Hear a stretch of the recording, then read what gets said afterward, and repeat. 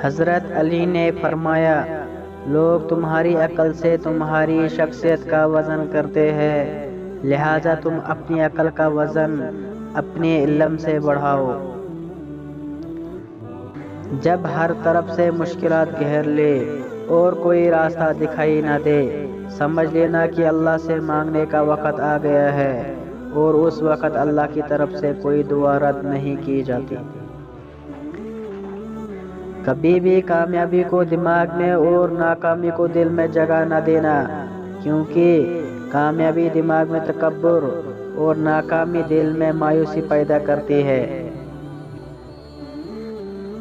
جاہل کے سامنے عقل کی بات مت کرو، کیونکہ پہلے وہ بحث کرے گا اور پھر اپنی ہار دیکھ کر دشمن بن جائے گا۔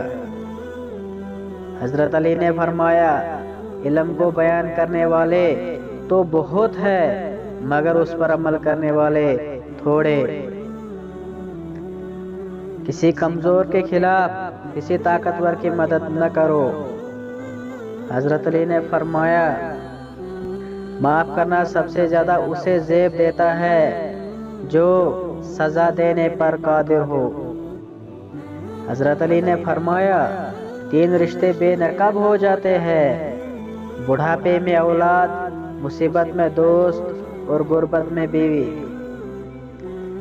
3 چیزیں ایمان کو تباہ کر دیتی ہے: امیروں کی محفل، عورتوں کی محبت، جاہلوں سے بحث۔ حضرت علی نے فرمایا، شہد کے سوا ہر میٹھی چیز میں زہر ہے، اور زہر کے سوا ہر کڑوی چیز میں شفا ہے۔ حضرت علی نے فرمایا، ہر شخص اپنے جیسے ہی کی طرف مائل ہوتا ہے۔